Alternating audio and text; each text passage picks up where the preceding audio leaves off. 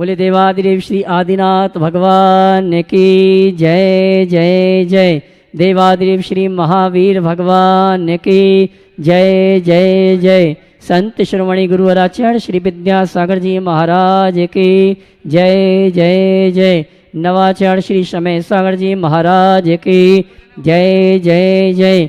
गुणायतन प्रणेता संका समाधान भावना एक प्रवर्तक जन जन के संत प्रखर वक्ता बोले परम पूज मुनि श्री प्रमाण सागर जी महाराज की जय जय जय। मुनिवर श्री निर्वेक सागर जी महाराज की जय जय जय। मुनिवर श्री संधान सागर जी महाराज की। देवी अहिल्या की नगरी मालवा की शान इंदौर के आचार्य श्री विद्यासागर सभागार से धनतेरस के पावन अवसर पर सायंकालीन टीवी चैनल का बहुचर्चित विश्व विख्यात शंका समाधान के कार्यक्रम में हम और आप अपनी शंकाओं का समाधान गुरुमुख से प्राप्त करें। उसके पूर्व Paras channel, Janvani channel, Adinath channel और प्रमाणिक ऐप के माध्यम से जो इस कार्यक्रम को घर में बैठ के देख कुछ सुन रहे हैं उन सभी का और यहाँ पर उपस्थित समस्त श्रावक श्राविकाओं का धर्म प्रभावना समिति सकल जैन समाज इंदौर हार्दिक अभिनंदन स्वागत करता है। चलते हैं प्रतिदिन की पाती परम पूज्य मुनिवर के श्री चरण नमन करते आशीर्वाद प्राप्त करेंगे और निवेदन करेंगे शंका समाधान के कार्यक्रम के लिए दोनों हाथ जोड़ लेंगे और मेरे साथ बोलेंगे हे मुनिवर नमोस्तो नमोस्तो नमोस्तो।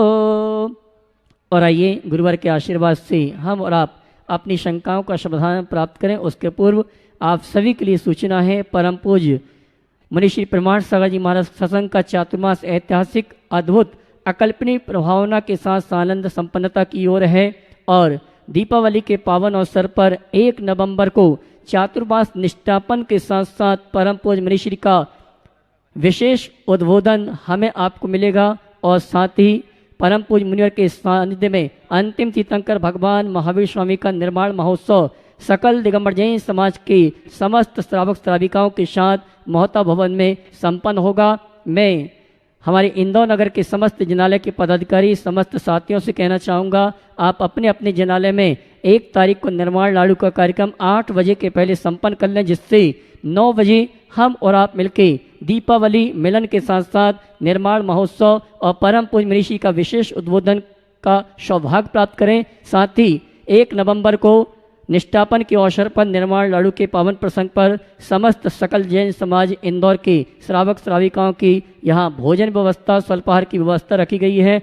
आप सादर आमंत्रित हैं और आइए चलते हैं हम और आप इन्हीं सूचनाओं के साथ। मैं आमंत्रित करूंगा हमारे गुणायतन से जिन्होंने जुड़ने का अवसर प्राप्त किया सूत्रधार के रूप में श्रीमान मनमोहन लाल जी, चमन जी, विनय जी, राजस्थान कोटा हमारे बीच उपस्थित हैं। मैं सम्मान सहित आमंत्रित करूंगा वे आए परम पूज्य मुनिवर के श्री चरण नमन करते हुए गुरुवंदना का सौभाग्य प्राप्त करेंगे। शायद हमारे बीच नहीं है, मैं चाहूँगा उनके भावों की अनुमोदना की आप जोरदार ताली बजाकर उनका सम्मान करें। आइए शंका समाधान का कार्यक्रम हम और आप प्रारंभ करें। उसके पूर्व आप सभी से कहना चाहूँगा परम पूज्य मुनिवर के सानिध्य में आगामी अष्टानी का महापर्व के अवसर पर 108 सिद्ध चक्री महामंडल विधान में हम और आप सिद्धों की आराधना करने का गुरुवर के सानिध्य में सौभाग्य प्राप्त करेंगे और समापन बेला पर इंदौर एक इतिहास रचेगा और उस दिन ऐसा लगेगा कि स्वर्ग का पूरा वैभव उतर के इंदौर में आ गया है। 108 मंडली सिद्ध चक्र महामंडल विधान के समापन अवसर पर 15 नवंबर को 108 जिनबिंब रथ यात्रा महोत्सव का आयोजन किया गया है, उसमें भी आप सभी आमंत्रित हैं और 17 तारीख को समापन होगा पिछी परिवर्तन के माध्यम से, लेकिन 18 तारीख से एक कार्यक्रम और मोहता भवन में प्रारंभ हो जाएगा। गोकुल नगर दिगंबर जैन मंदिर के निमित्त से मोहता भवन परिसर में आगामी 18 नवंबर से 23 नवंबर तक पंचकणक प्रतिष्ठा महामहोत्सव का आयोजन किया गया है और महापात्रों का चुनाव आगामी आने वाले रविवार में किया जाएगा। जो भी भगवान के माता पिता सौधरविंद, ईशान, सानत कुमार, महेंद्र, कुबेर, भरत, बाहुली आदि पात्र बन के इस अनुष्ठान में सम्मिलित होने का सौभाग्य प्राप्त करना चाहते हैं, कमेटी के पदाधिकारी से संपर्क करें। आप इस अनुष्ठान में महापात्र के रूप में अपनी उपस्थिति के माध्यम से साथी से पुण्य का संचय करते हुए अपने जीवन को सार्थक कर सकते हैं। आइए इन्हीं सभी सूचनाओं के साथ आप सभी की ओर से निवेदन है परम पूज्य मुनिवर संधान सागर जी महाराज से, हे मुनिवर शंका समाधान के शेष कार्यक्रम के संचालन के लिए दोनों हाथ उठा के जयकारा लगाएंगे। बोले परम पूज्य मुनि श्री प्रमाण सागर जी महाराज की। आज का यह है शंका समाधान का सत्र। अपन गुरु चरणों में चलते हैं और प्रारंभ करें उससे पूर्व मैं देख रहा हूँ आज अपने बीच में जागेश जी जैन, शुभम जी जैन एक बहुत ही सुंदर तिथि दर्पण अपने से बना के लेके आए हैं। चाहूँगा धर्म प्रभावना समिति के समस्त पदाधिकारीगण एक साथ आ जाएं और उस तिथि दर्पण का यहाँ पर अनावरण करके गुरु चरणों में, गुरु कमलों में समर्पित कर दें। जागेश जी, शुभम जी जैन साथ में रहेंगे और आप लोग जोरदार तालियों से उनका स्वागत अभिनंदन करेंगे। मैं चाहूँगा इसमें अध्यक्ष यजमान, मुख्य यजमान भी आ जाएं, मुकेश जी पाटोदी, और आज जिनका जन्मदिन है धर्म प्रभावना समिति के ऐसे हमारे महामंत्री हर्ष जी, वे भी इसमें शामिल होंगे। साथ में ही भैया जी भी है, नवीन आनंद, सभी एक साथ सभी लोग धर्म प्रभावना DPS धर्म प्रभावना समिति के समस्त पदाधिकारी इस पत्रिका का विमोचन कर रहे हैं। आप लोग तालियों के साथ में इसका बहुत ही सुंदर है, जिन्होंने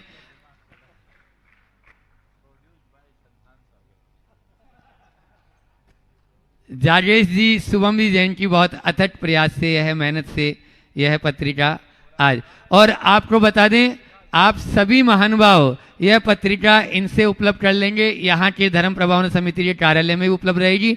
आप दीपावली तक इसको ले लें क्योंकि दीपावली से नया साल चालू हो जाएगा। चलिए इसी क्रम में आगे आपको बता दें, जैसा कि पूज्य महाराज श्री जी ने अभी 21 प्रवचनों के माध्यम से, क्योंकि यहाँ कोई भी काम 19 नहीं हुआ, इंदौर में हम हर कार्य 21 हुआ है और उस 21 कार्य में ही 21 प्रवचनों की एक बहुत ही अच्छी श्रृंखला जो भट्टामर प्रवचन श्रृंखला के नाम से कुछ ही समय में आपके हाथों में आने वाली है।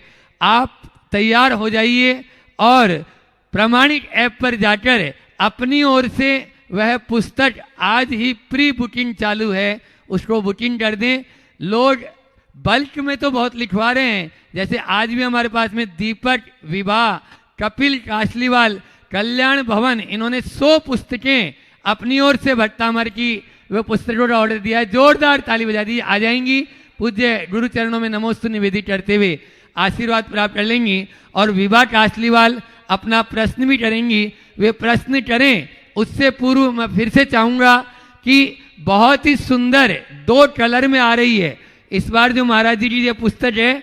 आपको इसमें विभिन्न उप शीर्षकों के माध्यम से बहुत कुछ सीखने को मिलेगा, इसलिए इस पुस्तक को लेना न भूलें। अवश्य आज ही बुकिंग करा लें। साथ ही इसका कवर भी, जैसा मैंने बताया, मुंबई के बहुत अच्छे आर्टिस्ट जैन कमल, उन्होंने बहुत ही सुंदर इसका कवर मुखपृष्ठ तैयार किया है। आपके हाथों में आने वाली है।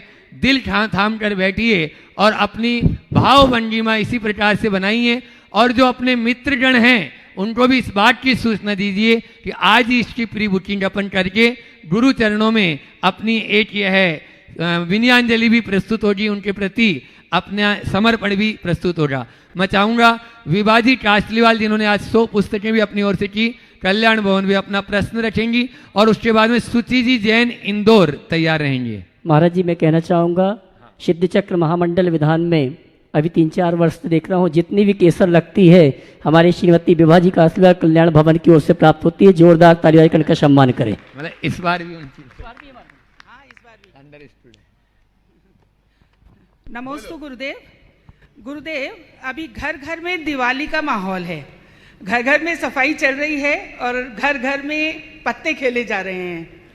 इस खेल के दौरान मैंने देखा लोग हुकुम के इक्के को संभाल कर इमरजेंसी के लिए रखते हैं। तो गुरुदेव, मेरी यह शंका है, इस दिवाली हम ऐसा कौन सा हुकुम का इक्का संभाल कर रखें जिसे जीवन में कोई इमरजेंसी आने पर उसका प्रयोग कर सकें, और ऐसी कौन सी सफाई करें कि वह हमारे जीवन को परिष्कृत कर सके।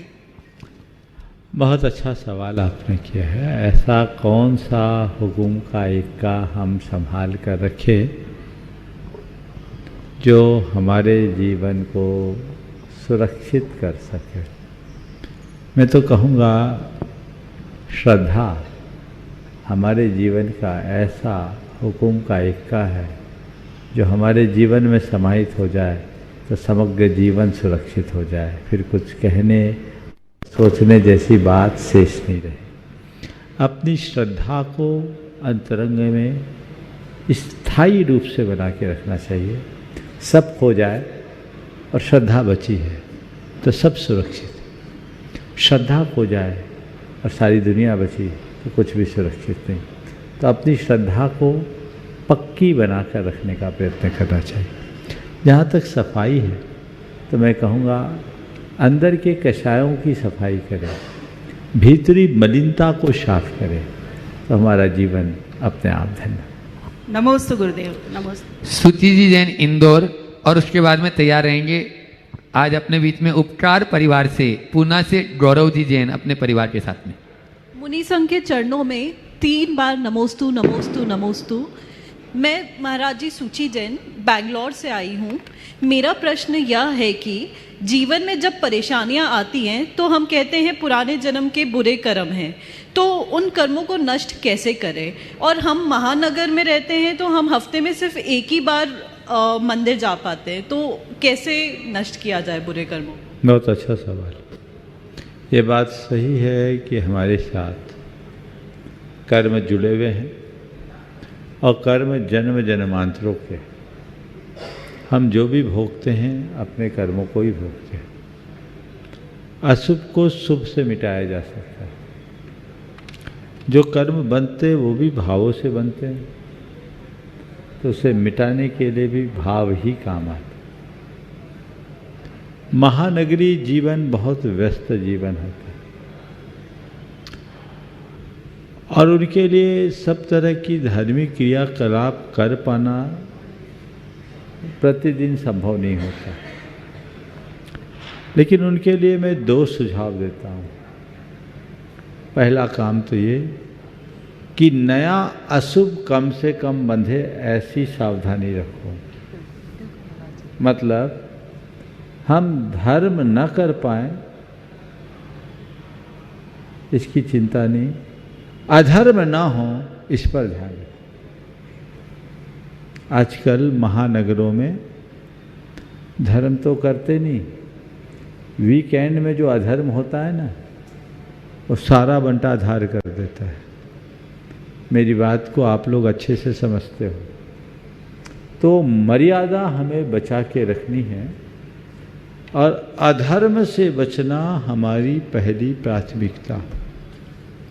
दूसरी बात, क्रियात्मक रूप से यदि हम धर्म न कर पाए तो भावात्मक रूप से धर्म करें। कर्म काटने के लिए मंदिर आना अच्छी बात है, पूजा पाठ करना अच्छी बात है, ये अच्छा साधन है। पर ऐसा मत सोचना कि मंदिर जाएंगे पूजा पाठ करेंगे तभी हमारे कर्म कट पाएंगे। दूसरे भी रास्ते हैं। उसका 2 रास्ता है। पहला रास्ता, आप कोई भी काम करो धर्म को ध्यान में रखते हुए करो। भोजन बनाती? हाँ महाराज। एक काम कर लो, भोजन बनाते समय मैं मौन रखूंगी, या तो जो मुझे पूजा पाठ याद है वो दोहराते रहूंगी, नमोकार जपते रहूंगी, अथवा कोई रिकॉर्डिंग चालू करके उसे सुनते हुए गुनगुनाते हुए भोजन बनाओ। शुभ भावों के साथ भोजन बनाओगे तो वो भोजन तुम्हारे भजन का आधार बन जाएगा। वो तन मन और चेतन तीनों के स्वास्थ्य को संभालेगा। तो ऐसा कर सकते हैं? बिल्कुल बिल्कुल महाराज जी। कुछ नहीं, प्रवचन सुन लो, नमोकार जप लो, आपका धर्म हो गया। मॉर्निंग वॉक करने जाते हो? नहीं महाराज जी, वो नहीं होगा। जिम करते हो? नहीं। बहुत लोग करते हैं। मॉर्निंग वॉक करते हो, मौन रखो, उतनी देर प्रवचन सुन लो। शंका समाधान देखते हैं बहुत कई बढ़िया, बार। तो कर लो बस, और बाकी भावना योग चीजें भी कई बार कर लीजिए। कभी कभार। जहां बन सके, जो बन सके, ट्रेवल कर रहे हैं, इधर उधर की बातें छोड़िए, एयरफोन लगाइए, अपनी बात अपने में मगन हो जाइए। देखिए, धर्म करने में देश काल की सीमाएं बाधक नहीं बनती, बाधक बनती है हमारी प्राथमिकता। मैं जो करूं वो करते हुए काम करूं। मेरे संपर्क में एक ऐसे आदमी जो दुनिया की एक बहुत बड़ी हस्ती, गुणायतन के निर्माण में उनका बहुत बड़ा योगदान, टेक्नोलॉजी से जुड़े व्यक्ति, वो मुझसे कैसे जुड़े, भारत में नहीं रहते, बाहर रहते थे, कि मैं सुबह उठ के जिम करता और जिम करते समय आपका शंका समाधान सुनता, और उनने नियमित क्रम बना लिया, मौन लेकर जितनी देर अपनी शरीर की एक्सरसाइज कर रहे उतनी देर बोले शरीर के साथ मेरे मन की भी एक्सरसाइज होती, मेरी चेतना है कि उसने मुझे रूपांतरित कर दिया और वो आदमी जुड़ गया, जीवन बदल गया। तो आप कर सकते हैं, क्योंकि वो ऐसे व्यक्ति जिनको 24/7 वर्किंग है, तो व्यस्तता कहीं बाधा नहीं बनती, बाधा बनती है अस्त व्यस्तता। व्यस्त रहो, मस्त रहो, अस्त व्यस्त मत रहो। समझ गए? चलो। धन्यवाद महाराज जी। गौरव जैन उपकार एजेंसी पूना, और उसके बाद में तैयार रहेंगे भाविन दीक्षिता शाह बड़ोदरा। नमस्ते महाराज जी। महाराज जी, जीवन के अलग अलग पड़ाव में जब हम कॉलेज जाते हैं, फिर अपना काम शुरू करते हैं, रिटायरमेंट होते हैं, तो लक्ष्य बदलता रहता है। उद्देश्य कुछ बनाते हैं कि ये उद्देश्य रहेगा, फिर मैं काम करूँगा, लेकिन बहुत बहुत बीच में वो लक्ष्य दिमाग से निकल जाता है, भूल जाते हैं, और हम भेड़ चाल में काम करते रहते हैं। तो वापस वो लक्ष्य को वापस लाना बहुत मुश्किल हो जाता है। तो उसके लिए महाराज जी क्या उपाय है? क्योंकि लक्ष्य के बिना तो रोज हम कर रहे हैं और रोज सो रहे हैं। बहुत सुंदर। देखिए, लक्ष्य होना ही चाहिए, जीवन सोद्देश्य होना चाहिए। उद्देश्य विहीन जीवन अपना अर्थ खो देता है। लेकिन लक्ष्य दो तरह का है, एक अल्पकालिक लक्ष्य और एक मूलभूत लक्ष्य। जैसे एक विद्यार्थी है, उसका पहला लक्ष्य अच्छे कॉलेज, अच्छे स्कूल में एडमिशन लेना, अच्छे से पढ़ाई करना, अच्छे कॉलेज में पढ़ना, अच्छे मार्क्स लाना, कॉम्पिटिटिव एग्ज़ाम में पास होना। फिर उसका एक लक्ष्य होता है जॉब मिलना, जॉब मिलने के बाद अच्छी पोस्ट मिलना। फिर होता है हमारी शादी गृहस्थी बसे, परिवार बसाए, अपने बिजनेस को सेटल करें। ये सब चीज़ें समय समय पर बदलते रहती हैं।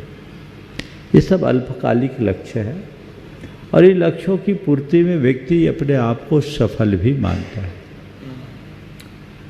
लेकिन ये पूर्ण सफलता नहीं। आप इन उद्देश्यों की पूर्ति करें, ऐसे गोल तक पहुंचे, ये अल्पकालिक लक्ष्य। इनमें भी एक बात होती है, एक समय करते करते करते करते मन उकताता भी है, अरे बहुत हो गया। तो ऐसे लोगों को अपने लक्ष्यों में हमेशा बदलाव भी अपेक्षित है, और जो भी लक्ष्य बनाए उसमें अपने अंतिम लक्ष्य के साथ उसका कनेक्शन होना चाहिए। हर व्यक्ति का अपना अपना लक्ष्य होता है। मुझसे पूछो तो मैं तो जीवन का एक ही लक्ष्य और मूल लक्ष्य के रूप में देखता हूँ, वह है आत्म उद्धार। सारे संसार का काम करते रहो, लेकिन ये लक्ष्य रखो कि मुझे इन सब कार्यों के साथ आत्म उद्धार करना है। ये सब चीज़ें जो मैं कर रहा हूँ, ये मेरा केवल ऊपरी कर्तव्य है, और जो मुझे करना है वो मेरा मूल ध्येय। ये ऊपर की चीज़ें जो कर रहे, करना पड़ रहा है, घर गृहस्थी दुनियादारी को चलाने के लिए, ये आलम्बन अपेक्षित है, समझ लूँगा, करूँगा, लेकिन कब तक? इन्हीं के लिए नहीं। मुझे कोल्लू का बैल नहीं बनना। और उसमें हमेशा नई संभावनाओं को देखते हुए नए नए अवसर तलाशना चाहिए और उसके अनुरूप काम करना चाहिए। लेकिन ये देखना चाहिए कि मेरा हर स्टेप ऐसा हो जो मेरे मूल लक्ष्य से मुझे विमुख न होने दे। कई बार लोग कभी कभी लोभ लालच में या अनुभवहीनता में फंसकर कुछ गलत निर्णय ले लेते हैं और सोचते हैं कि इतना करके मैं सारी दुनियादारी से मुक्त होऊंगा और स्थिर हो जाऊंगा, और उनका एक निर्णय उनको बुरी तरह उलझा देता है, वो उलझ करके ही रह जाते हैं। ऐसा काम कभी नहीं करना। तो जो मैंने कहा कि छोटे लक्ष्यों की पूर्ति के बाद संभावनाओं के अनुसार नए अवसर तलाशते रहना चाहिए, लेकिन उन्हें ही चुनना चाहिए जो अपने जीवन के मूलभूत लक्ष्यों की पूर्ति में सहायक। आज अपने बीच में बड़ोदरा गुजरात से भाविन द्विसा साहा दीक्षिता साहा यहाँ पर उपस्थित हैं। वे अपना प्रश्न करेंगे बंधुओं। वहाँ बड़ोदरा में रहकर भी बहुत अच्छे से, इसी उम्र में भी इन्होंने गौशाला वहाँ बहुत अच्छे से चला रहे हैं और साथ में ये पाठशाला भी पढ़ाते हैं। जोरदार तालियों से इनका स्वागत कर दें। भाविन दीक्षिता अपना प्रश्न कर रही है बड़ोदरा से, और उसके बाद में तैयार रहेंगे अपने बीच में सोनगीर से वृत्ति श्राविका उर्मिला बहन। नमस्ते महाराज जी। महाराज जी, आचार्य श्री जी और आपके आशीर्वाद से और संदान सागर जी महाराज की प्रेरणा से मैंने आयुर्वेद में एडमिशन लिया है। लेकिन जब एडमिशन लिया था ना, तो सब ऐसा बोल रहे थे कि आयुर्वेद क्यों लिया, MBBS क्यों नहीं, पैसे देकर भी MBBS कराना चाहिए, BDS कराना चाहिए, आयुर्वेदिक क्यों। तो ऐसे जब कोई बोलता है तो उनका मतलब कैसे। बहुत सुंदर। कितने साल हो गए तुम्हें पढ़ते हुए? अभी जस्ट एडमिशन लिया है इसी साल। उनसे बोलो कि मेरा उद्देश्य जनता की सेवा करना है। एलोपैथी हो, दंत चिकित्सा हो, होम्योपैथी हो या आयुर्वेदिक, सबका ध्येय क्या है? चिकित्सा। और उनसे बोलना कि मैं आयुर्वेद पर विश्वास करती हूँ क्योंकि आयुर्वेद भारत की मूल चिकित्सा है और इससे लोगों का हम ज़्यादा भला कर पाएंगे। और लोगों का भला करे या न करे, उनके साथ साथ हम साधु संतों और धर्मात्माओं की भी सेवा कर पाएंगे। बाकी के लोगों के लिए बहुत चिकित्सक हैं। और साथ में ऐसा भी बता सकते हो कि दुनिया में ऐसे बहुत सारे एलोपैथी के चिकित्सक हैं जो खुद आयुर्वेद प्रैक्टिस करते हैं। मैं ऐसे भी चिकित्सकों को जानता हूँ और कुछ ऐसे भी चिकित्सकों को जानता हूँ कि खुद एलोपैथी में MD है पर अपना ट्रीटमेंट वैद्य से करवाते हैं। तो ऐसा नहीं है, कोई भी चिकित्सा पद्धति गलत नहीं है। यदि सही निदान हो, अनुभव हो, दक्षता हो, तो हर कोई हर पद्धति से समाज को स्वस्थ कर सकता है। और मुझे समाज को स्वस्थ करना है, मेरा विश्वास है। मैं आयुर्वेद के विस्तार के लिए गई हूँ और गुरुदेव के सपने को साकार करने में जुटी। नमस्ते नमस्ते। उर्मिला बहन सोनगीर। और उसके बाद में आज अपने बीच में वर्णी जैन गुरुकुल मड़िया जी जबलपुर से ब्रह्मचारी महेश भैया जी यहाँ पर उपस्थित हैं। वे अपना प्रश्न करेंगे। नमस्ते महाराज जी। नमस्ते महाराज जी। तीनों महाराज जी को नमस्ते महाराज जी। 16 जी को इच्छा में महाराज जी। महाराज जी, संलेखना, समाधि और संन्यास में क्या फर्क है महाराज जी? संलेखना और समाधि तो एक दूसरे के पर्यायवाची नाम है। संन्यास घर गृहस्थी को त्याग करके आगे बढ़ने का नाम है, लेकिन संलेखना पूर्वक देह के परित्याग का नाम भी संन्यास में है। बाल ब्रह्मचारी महेश भैया जी वर्णी जैन गुरुकुल के अधिष्ठाता मड़िया जी से अपने बीच में जबलपुर से एक बार जोरदार तालियों से उनका स्वागत अभिनंदन करें। साथ में चाहूंगा धर्म प्रभावना समिति के अध्यक्ष और महामंत्री जी नवीन जी गोदा जी भी आ जाएं और वे भैया जी का स्वागत अभिनंदन कर दें। आप लोग तालियों में कंजूसी नहीं, जोरदार तालियां। तीनों महाराज श्री को नमोस्तु। 16 जी को इच्छा में ब्रह्मचारी भाइयों को वंदना एवं ब्रह्मचारी दीदी बहनों को हमारी वंदना। प्रश्न है आज का धनतेरस। जैन आगम में धनतेरस का क्या महत्व है? और दूसरा प्रश्न है महाराज श्री शांति विधान में हा भा खा सक बीज युक्त वर्णन कर भरपूर। इसमें जब मंत्र का उपयोग करते हैं हम लड़बीम कि खब लड़बीम, क्या है? खा है, भा है कि माँ है? इसका उच्चारण सही क्या है ये जानकारी में नहीं आता। देखिए, बहुत अच्छा सवाल है। पहले तो मैं चाहूँगा एक बार ब्रह्मचारी जी का जोरदार अभिनंदन आप सब कर दें। और ओम और जो आपने दूसरा सवाल किया, शांति विधान में ह भ म र घ झ स ख, इसका मूलभूत उच्चारण क्या है? इसके लिए एक श्लोक, स्ववर्गोपगताम पिंडाक्षरम, ऐसे करके पूरा मुझे याद नहीं है। खम बीजम हम बीजम आदि का अधिक है, तो वो मूल वर्ण है स्ववर्गोपगताम पिंडाक्षरम। पूरा श्लोक मुझे याद नहीं, आपको याद है तो आप दोहरा सकते हो। सराक्षरम है, 6 अक्षर है। स्ववर्गोपगताम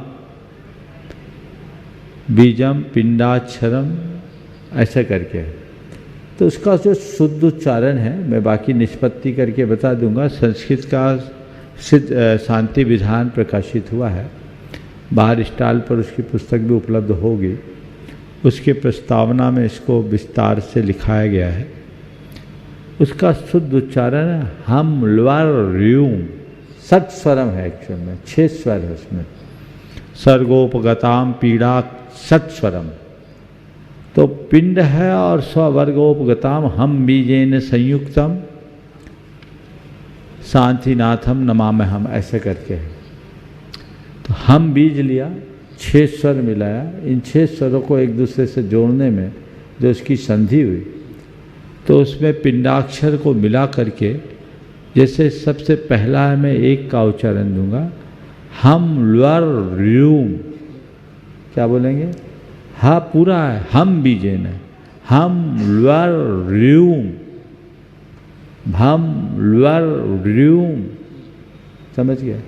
रम ल्वर र्यूम, घम ल्वर र्यूम, झम ल्वर र्यूम, ऐसा। महाराज श्री जब अक्षर जो है हा भा आता है तो माँ का स्वर नहीं आना, वो संधि होने पे होता है। आप बैठ के बैठेंगे बताएंगे, पुस्तक सामने रहेगी तो उसका अर्थ निकल जाएगा। मुझे वो श्लोक कभी इस स्मरण में नहीं आ रहा है, श्लोक होता तो भी व्याख्या कर देते। धनतेरस का महाराज श्री धनतेरस के बारे में कल ही मैंने परसों विस्तार से बता दिया है, इसलिए पुनरावृत्ति करना उचित नहीं लगा। ठीक है। अभिषेक जी जैन पूना वे अपना प्रश्न करेंगे और उसके बाद में श्रीमान भूपेंद्र कुमार जी जैन तैयार रहेंगे। नमोस्तु महाराज श्री। मुझे गर्व है कि मैं जैन हूँ और मुझे बहुत ज़्यादा गर्व है इस बात का कि मेरे स्पिरिचुअल गुरु और मोटिवेशनल गुरु एक ही है। महाराज श्री आपको नमोस्तु। महाराज श्री मेरा प्रश्न ये है कि हम अपने वर्क में कंसिस्टेंसी कैसे लाए। हम हमेशा देखते हैं मतलब ये कंसिस्टेंसी अगर लाने का एक एग्जाम्पल देखें तो आपको देख के समझ में आता है कि वो कंसिस्टेंसी का क्या रूप होता है, बट हम अपने वर्क में कैसे ला सकते हैं? देखो, बहुत अच्छा सवाल है और ये आज के समय में खासकर प्रोफेशनल लाइफ जीने वाले लोगों के जीवन के साथ ये ज़्यादा होता है। कंसिस्टेंसी बहुत आसानी से आ सकती है यदि हम अपने काम को एंजॉय करना सीख लें। आप लोग काम को एंजॉय कम करते हैं, काम को एक बोझ की तरह देखते हैं। बोझ नहीं होना चाहिए, उसे एंजॉय करने की दृष्टि अपने भीतर विकसित करनी चाहिए। ये कर्म ही मेरी पूजा है, मैंने जो लक्ष्य बनाया, मैंने जो रास्ता चुना, सोच समझ करके चुना है और अपनी हित बुद्धि से चुना है, तो मुझे इसका पूरा रस लेना, आनंद लेना, ऐसी सोच बनाइए और ये मुझे करना ही है। मैं एक सवाल करता हूँ, जिस काम में तुम्हारा इंटरेस्ट रहता है उसके लिए किसी से मोटिवेशन की जरूरत होती है क्या? बिल्कुल नहीं महाराज जी। हाँ, बिल्कुल नहीं लगता मोटिवेशनल। नहीं। क्यों? ड्यू टू इंटरेस्ट, बिल्कुल रुचि। ऐसे ही अपने काम में प्रगाढ़ रुचि जगा। ये काम मेरे जीवन का आधार है, ये मेरे लक्ष्य की पूर्ति का मूल है, इसके बिना मैं अपने ध्येय तक नहीं पहुंच सकता। इसलिए ये मुझे करना है, करना नहीं, करना ही है। आनंद आएगा, समझ गए? अरे कौन करे? तुम लोग देखते हो 365 दिन चलता है, बिल्कुल शंका समाधान जी। करना है, हाँ करना है। अरे आज रहने दो, क्यों रहने दो भाई? इतने सारे लोगों का धर्म ध्यान होगा, अपना भी आनंद है, चलो करते। प्रवचन करना है तो करना है, बिहार करना है तो करना है। कौन करे? ये मन का प्रमाद है। प्रमाद को जीतने वाला व्यक्ति ही सच्चा पुरुषार्थ कर पाता है। तो उनके प्रति अपनी रुचि हो तब एंजॉय कर पाओगे, समझ गए? मैं तो एंजॉय करता हूँ, मैं आप लोगों का शंका समाधान नहीं करता। आपके शंका समाधान से मैं अपने खुद की भी शंकाओं का समाधान कर लेता हूँ, समझ गया? तो ये दृष्टिकोण होना चाहिए। यदि ऐसा दृष्टिकोण अंतर्मन में विकसित होता है तो ये सवाल नहीं उठता।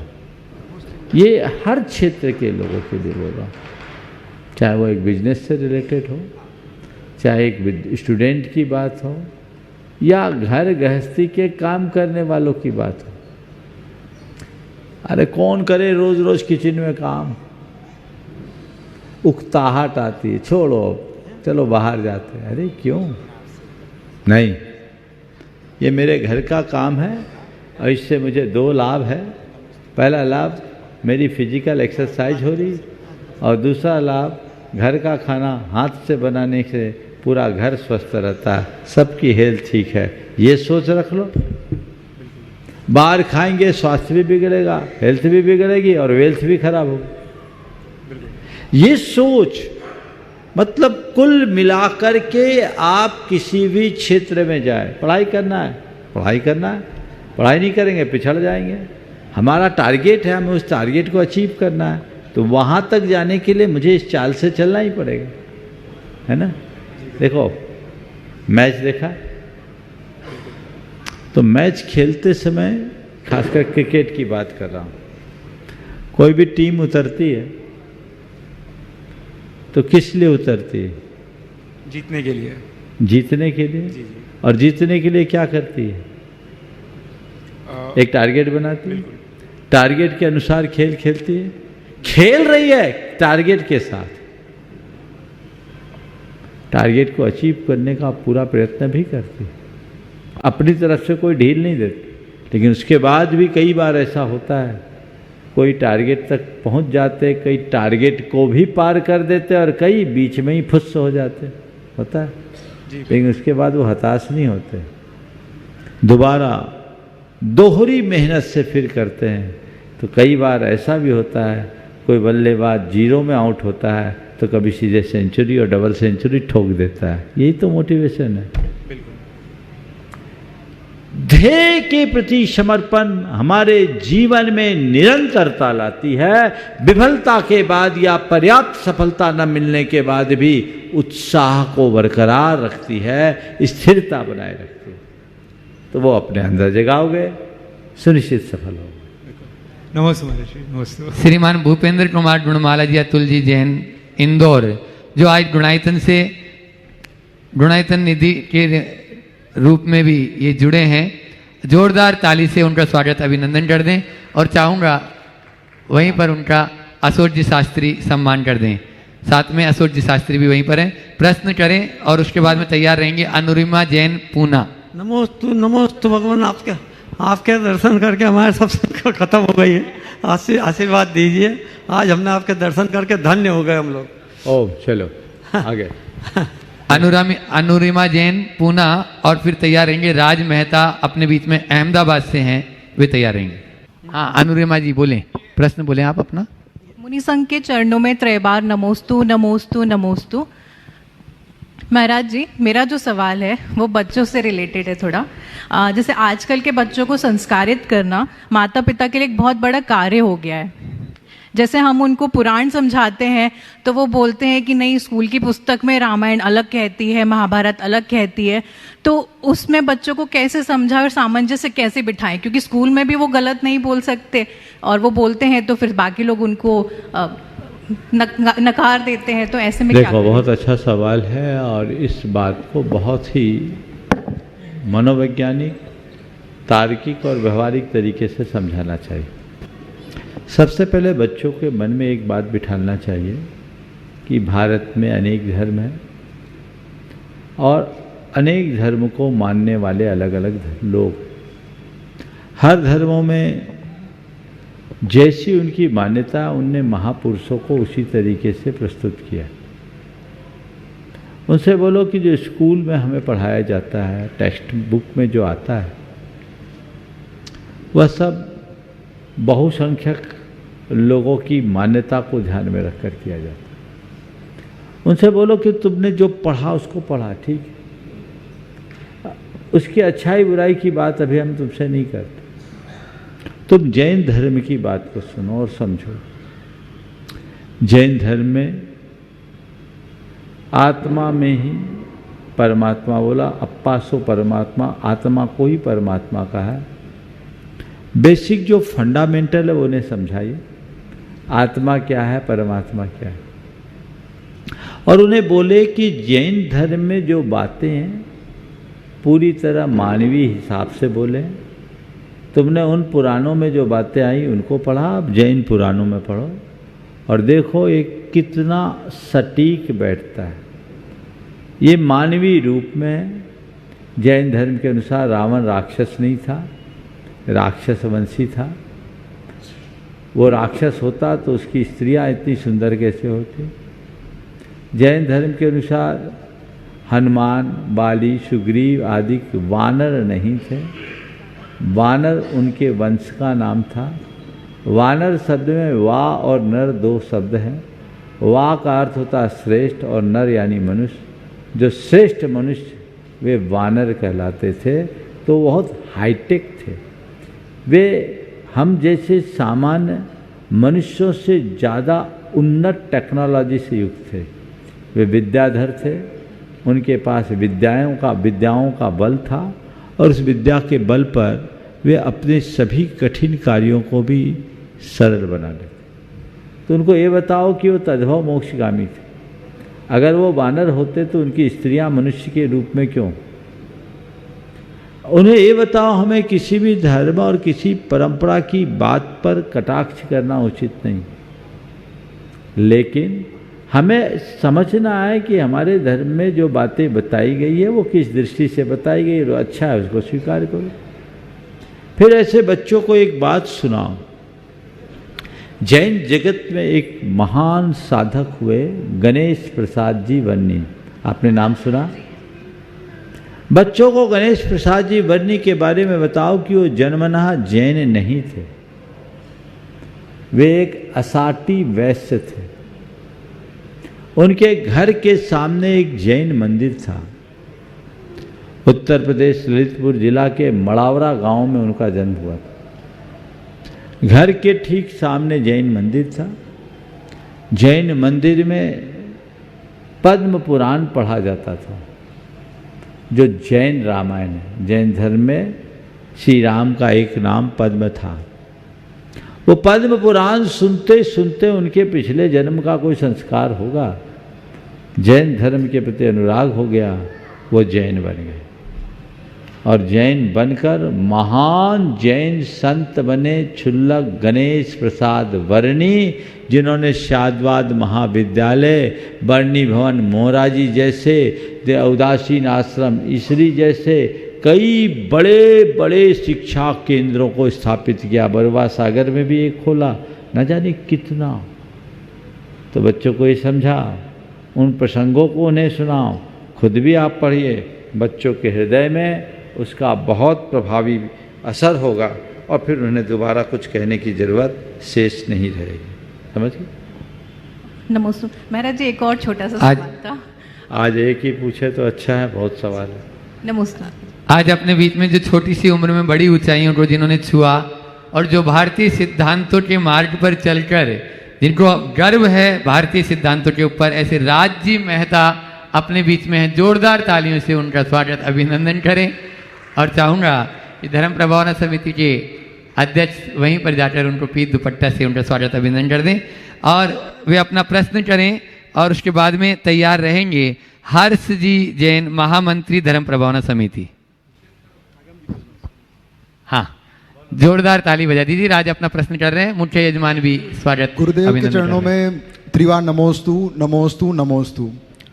गुरुदेव, जैसे धोती दुपट्टा वगैरह हम लोग सनातन संस्कृति का एक प्रचार मानते हैं। गुरुदेव, जैन धर्म में सनातन शब्द का क्या अर्थ है और ये संस्कृति कैसे जुड़ी हुई है जैन धर्म से? देखिए, और श्री कृष्ण जो है उनका जैन दर्शन में क्या महत्व है और क्या स्थान है? कैसे श्री कृष्ण जैन धर्म से जुड़े हुए हैं? बहुत नमोस्तु। देखिए, सबसे पहली बात सनातन धर्म की बात है। मैं कहता हूँ सनातन धर्म नहीं, धर्म सनातन। क्या बोल रहा हूँ? सनातन धर्म नहीं, धर्म सनातन है। सनातन का मतलब है शाश्वत, अनादि से प्रवाहमान, और इस धरती पर जब से सृष्टि है तब से धर्म है और वही धर्म सनातन। समझ गए? इसलिए जैन धर्म में धर्म को सनातन माना गया। इसलिए अगर कोई कहे सनातन धर्म तो कहते हैं हाँ, धर्म सनातन है, कोई दिक्कत नहीं। इस दृष्टि में धर्म सनातन। जहाँ तक सवाल है श्री कृष्ण का, जैन धर्म में श्री कृष्ण का बहुत उच्च स्थान है। उन्हें एक शलाका पुरुष के रूप में परिगणित किया गया है। जैन धर्म के अनुसार वे 9वें नारायण थे। नारायण त्रिखंडाधिपति होता है। आगामी जीवन में वे 16वें तीर्थंकर के रूप में प्रकट होंगे और वर्तमान में जैन धर्म के 22वें तीर्थंकर भगवान नेमिनाथ के चचेरे भाई थे। हर्ष तृप्ति जैन, महामंत्री धर्म प्रभावना समिति, और चाहूँगा उनके साथ में पूरी धर्म प्रभावना समिति भी खड़ी हो जाए। और आज विशेष दिन है और उस विशेष दिन पर आज हर्ष जी का सभी पूरी धर्म प्रभावना समिति उनका स्वागत अभिनंदन करना चाहती है। आप लोग भी जोरदार तालियों से उनका स्वागत अभिनंदन कर दें। तृप्ति का भी आप भी साथ में हो जाओ उनके। रानी जी दोषी, चंदन बाला जी हों, चंदन बाला जी भी आ जाएं। पूरी धर्म प्रभावना समिति आज महामंत्री जी का स्वागत अभिनंदन कर रही है। नवीन जी, आनंद जी भी प्रश्न करना है। गुरुदेव के चरणों में बारंबार नमोस्तु नमोस्तु नमोस्तु। गुरुदेव, विगत 6 वर्ष से मैं आपसे जुड़ा हूँ और पिछले 6 महीने से तो जैसे तुमसे लागी लगन। और गुरुदेव, ऐसा मेरा क्या पुण्य है कि आज मेरे जो कार्य है मेरा जो पार्टनर है वो मेरा बिल्कुल भाई जैसा है, जिस कारण मैं आज मैं यहाँ खड़ा हूँ। प्लस आपके सानिध्य में आज मुझे ऐसा नवरत्न परिवार मिला है जहाँ हम शायद 4 या 6 महीने पहले एक दूसरे को मैं किसी से परिचित था, किसी नहीं थे, और आज एक ऐसा परिवार हम बन गए हैं। ऐसा लगता है बरसों से हम एक दूसरे से जुड़े हुए हैं। तो गुरुदेव, ऐसा आशीर्वाद हम सब पे ऐसा बना रहे कि हम देव शास्त्र एवं गुरु की सेवा करने में जीवन भर हम आपका आशीर्वाद सदा पाते रहें। और गुरुदेव, मेरा प्रश्न ये है, निर्वाण लाडू जो चढ़ाया जाता है तो 24 ही तीर्थंकर भगवान में निर्वाण लाडू ही क्यों चढ़ाया जाता है? लाडू में ऐसी क्या महत्वता है जो हर तीर्थंकर 24 ही भगवान में लाडू ही चढ़ाया जाता है और कोई द्रव्य नहीं? गुरुदेव शंका का समाधान करें। नमोस्तु। देखिए, बहुत अच्छी बात है। अब मैं ये कहूँगा कि धर्म सबको जोड़ देता है। आप लोग यहाँ जो एक दूसरे के साथ जुड़े हो, यदि ये धर्म का सदनिमित्त नहीं होता तो नहीं जुड़ते। इसी का नाम साधर्मी वात्सल्य भी है। और मैं चाहता हूँ ये बाइंडिंग आप लोगों की और पक्की होनी चाहिए ताकि आगे भी बढ़ सके। देव का लाडू का जहाँ तक सवाल है, 1 तारीख को हम सब लोग भगवान महावीर का निर्वाण महामहोत्सव मनाएंगे। पूरे देश भर के लोग खूब उत्साह के साथ निर्वाण लाडू अर्पित करेंगे। यहाँ पर भी निर्वाण लाडू अर्पित किया जाएगा। और जब मुझसे कहा गया तो मैंने कहा कि हमारे चातुर्मास का निष्ठापन का भी कार्यक्रम है। पूरे शहर के सब मंदिरों में लोग अपना अपना निर्वाण लाडू चढ़ा लें और यहाँ 9 बजे निर्वाण लाडू को अर्पित करने का समय सुनिश्चित किया गया है। मैं आप लोगों से कहूँगा कि उस दिन के कार्यक्रम को भव्याति भव्य रूप में आप प्रस्तुत करें। जितना उत्साह चातुर्मास की स्थापना में आप लोगों ने प्रदर्शित किया, वैसा बल्कि उससे कुछ अधिक निष्ठापन में भी प्रकट होना चाहिए। ये सुनिश्चित आप सब लोग कर लें और इसकी सूचना सब तरफ फैला दें, ऐसी मेरी अपेक्षा है। जहाँ तक निर्वाण महोत्सव पर लाडू ही क्यों चढ़ाते हैं? लाडू को बोलते हैं मोदक। भारत की परंपरा में मोदक खुशी की अभिव्यक्ति का सर्वश्रेष्ठ माध्यम माना गया। मोदक अर्पित कर दिया, अपने यहाँ कहते लड्डू खिलाओ, बोलते हैं ना, लड्डू बांटो। ये आजकल की बात अलग है कि लोगों ने बदल दिया चीज़ों को, अवधारणाएं बदल दी। अब तो ड्राई फ्रूट के पैकेट्स जाने लगे। लेकिन हमारी संस्कृति में पहले लोग लड्डू खाते थे, लड्डू बांटते थे और कहते थे मन के लड्डू मत खाओ, ये भी कहते थे। लड्डू का हमारी खुशी से बड़ा गहरा नाता था। मोदक बोलते हैं, मोदक जो मोद शब्द से बना है। मोद यानी प्रसन्नता, जो हमारे मन को मुदित कर दे, मन में मोद भर दे, हृदय में प्रसन्नता भर दे, चित्त में प्रसाद प्रकट कर दे, उसका नाम मोदक है। तो भगवान का निर्वाण हम सबके लिए परम प्रसन्नता का कारण है। उस प्रसन्नता से प्रेरित होकर जो हमारा प्रिय मोदक है वो भगवान के चरणों में अर्पित किया जाता है। तो मोदक को मोदक की तरह अर्पित करना चाहिए।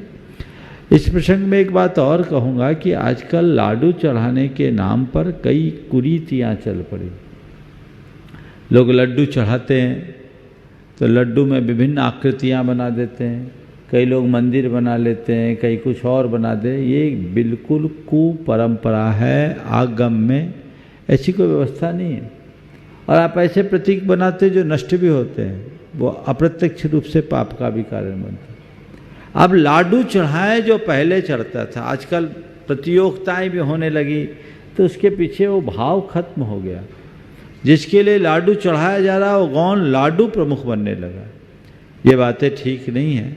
खूब भाव के साथ लाडू चढ़ाइए।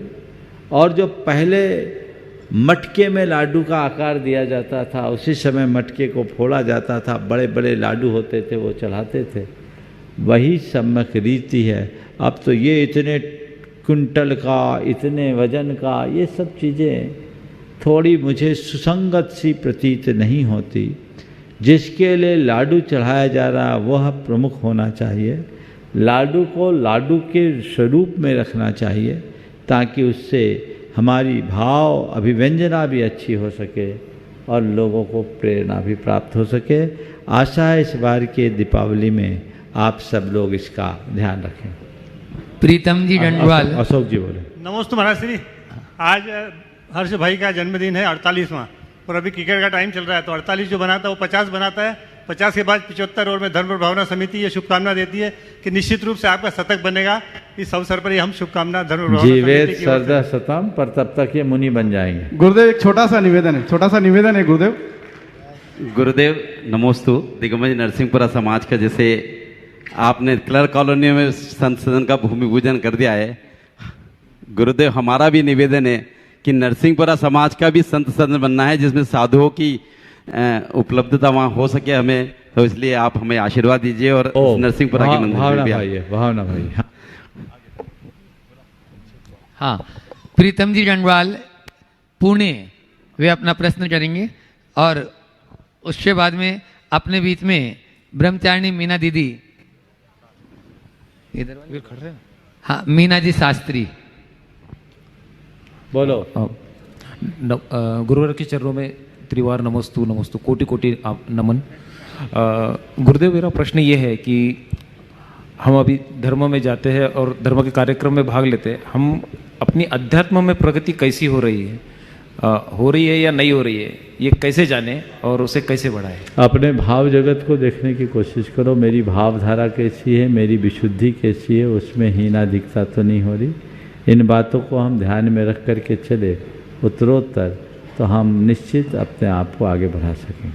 ठीक है। मीना दीदी श्राविका आश्रम अपना प्रश्न कर रही हैं और उसके बाद में पूजा जी जैन मोरवी अहमदाबाद। कोटि से नमन, मुनीश्वर के चरणों में कोटि से नमन, कोटि से नमन। मलेशिया वाले यहाँ पर उपस्थित हैं, जो मलेशिया से दंपति आए। नहीं, चलो। हाँ, महाराज, श्री प्रथमान योग को बोधि समाधि का निधान कहा है, तो प्रथमान योग को जीवन में कैसे आचरण में हम सबको लाना चाहिए ताकि बोधि की प्राप्ति हो और समाधि में कारण बने? क्योंकि समाधि के समय इंद्रियां शिथिल हो जाती है, मन काम नहीं करता है, उस समय प्रथमान योग की सारी बातें कैसे याद आएंगी? देखो, प्रथमान योग को कहानी की तरह न पढ़ो, उसमें वर्णित जो कथाएं हैं उसके जीवन दर्शन को आत्मसात करो और देखो कि प्रथमान योग में जिनके जीवन के उतार चढ़ाव की बातें की गई, उनने तमाम उतार चढ़ावों में भी अपने भीतर किस भांति ठहराव लाए, उससे हमारे हृदय में संबल आता है, ज्ञान की प्राप्ति होती है,